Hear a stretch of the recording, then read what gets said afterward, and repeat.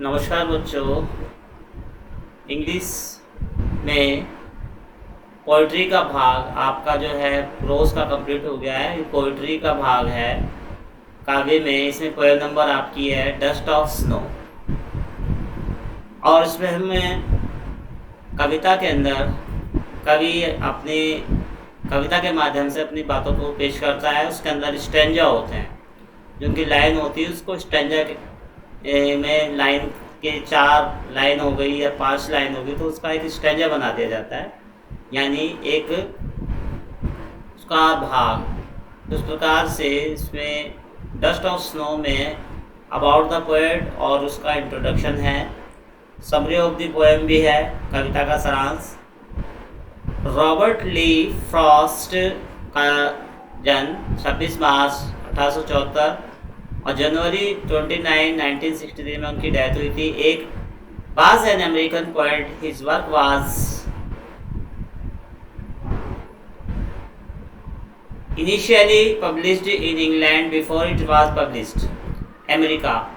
One of the most popular and critically respected और American poet of the 20, वो 20वीं शताब्दी के एक अच्छे कवि थे। Frost was the honored frequently during his lifetime, one receiving for Pulitzer Prize. कविता के लिए उनको एक पुलित्जर पुरस्कार मिला था। पुलित्जर पुरस्कार उन्हें मिला था और he became one of the American rare public literary figure, almost an artistic institution. वो बाद में अमेरिका के बहुत ही साहित्यिक कला के विभाग के जाना पहचाना नाम बने। He was awarded the congressional gold medal in 1960 for his poetical work. काव्यात्मक कार्य के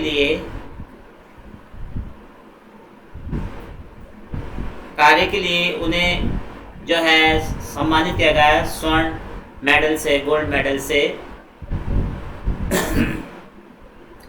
Robert Frost, a well known American poet of nature, in his poem present a moment the seem simple but has a large significant. ये एक America के प्राकृतिक प्रेमी कवि है और उन्होंने बताया कि एक ऐसे पल के बारे में जो बहुत आम है लेकिन बहुत अधिक महत्वपूर्ण है। ये एक अति प्रतीकात्मक कविता है।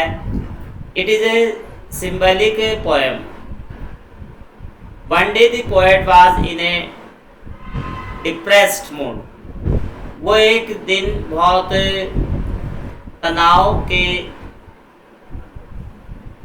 तनाव या परेशानी के मूड में थे।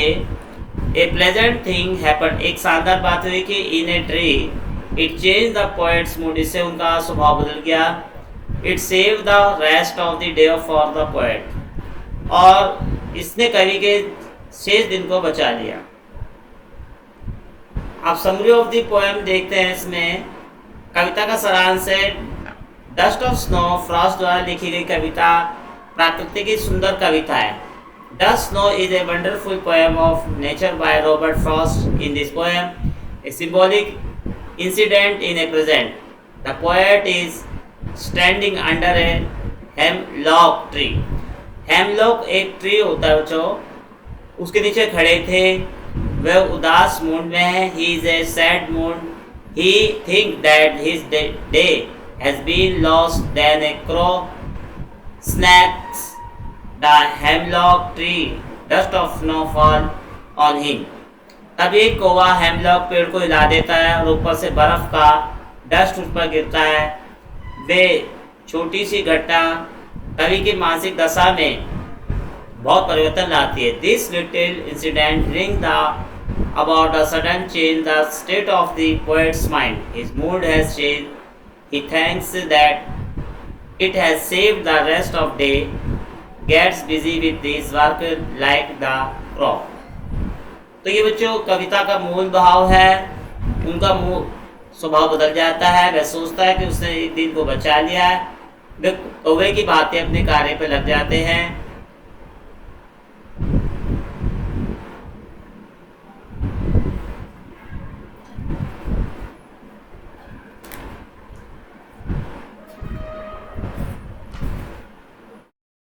The way of crow,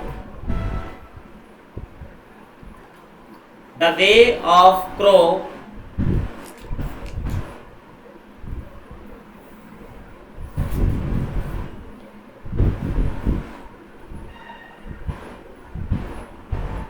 shock down on me.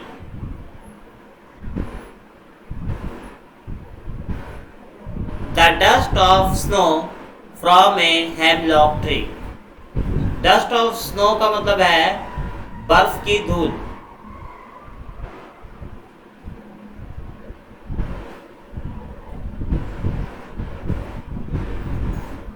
के कवि कहते हैं डस्ट ऑफ स्नो का अर्थ है कि बर्फ की फुहार, और हेमलॉक ट्री एक काइंड ऑफ पेड़ है। हेमलॉक नाम का एक पेड़ है। वे माने प्रकार, द वे माने प्रकार। एक कि कवि जो है पेड़ के नीचे खड़े थे और एक कौवा क्रो आया और उसने पेड़ पर पत्तियों पर जमी हुई बर्फ को हिलाया और वो बर्फ कवि के ऊपर आके गिरी। Has given me heart a change of mood and saved some part of day I had rued. और रूड का अर्थ है उदास।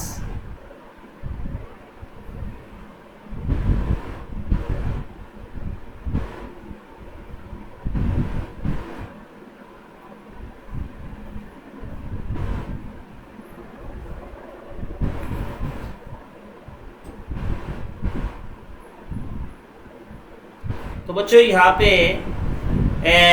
He gave me my heart, उसने मेरे हृदय को, मेरे मूड को बदल दिया और मेरे जीवन के भाग अर्थात उस शेष जीवन के समय को बचा लिया। Of the I had dude, जो मैं निराश हो चुका था, लेकिन इस घटना ने मेरे जीवन में प्रसन्नता ला दी और मैं प्रसन्नतापूर्वक अपने कार्य में लग गया। तो बच्चों यहाँ पे जो है ये कविता की जो लाइन है ये दो स्टैंजा है। एक स्टैंजा ये है स्टैंजा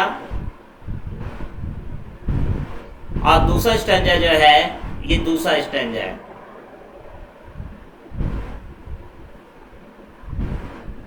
ये दोनों ही स्टैंजा जो हैं कवि के ने अपनी बात कही कि the way crow shook down on me the dust of snow from hemlock tree. तो यहाँ पे जो है बच्चों क्रो की जो है आवाज़ है स्नो के साथ और मी की आवाज़ जो है ये जो राइम है, राइमिंग वर्ड है बच्चों, ये आपस में ताल में लय बना रहे हैं। दूसरा ऐसी लाइन में हार्ट के बाद हार्ट और पार्ट और मूड और यूड, ये राइमिंग वर्ड है बच्चों। राइमिंग वर्ड बोलते हैं जो आपस में आवाज़ करते हैं, जो कविता के मुख्य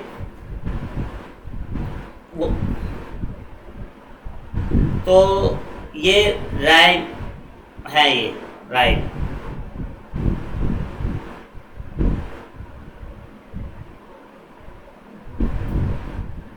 राइम वर्ड है ये।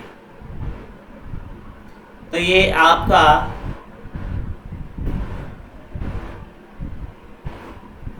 इसमें कुछ वर्ड मीनिंग है। ये just of snow, small, hemlock tree और वे और क्रो, ठीक है ना। सेव्ड बचा लिया और रूड माने होता है उदास।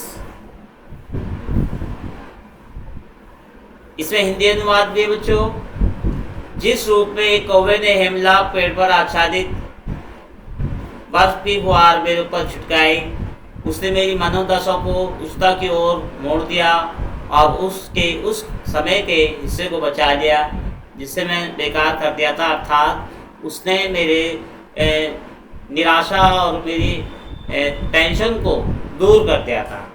तो बच्चों, ये आपकी कविता आपको पढ़ा बताइए, इसे ध्यान समझ लेंगे और इसका शेष कार्य बाद में आपको भेजा जाएगा। धन्यवाद।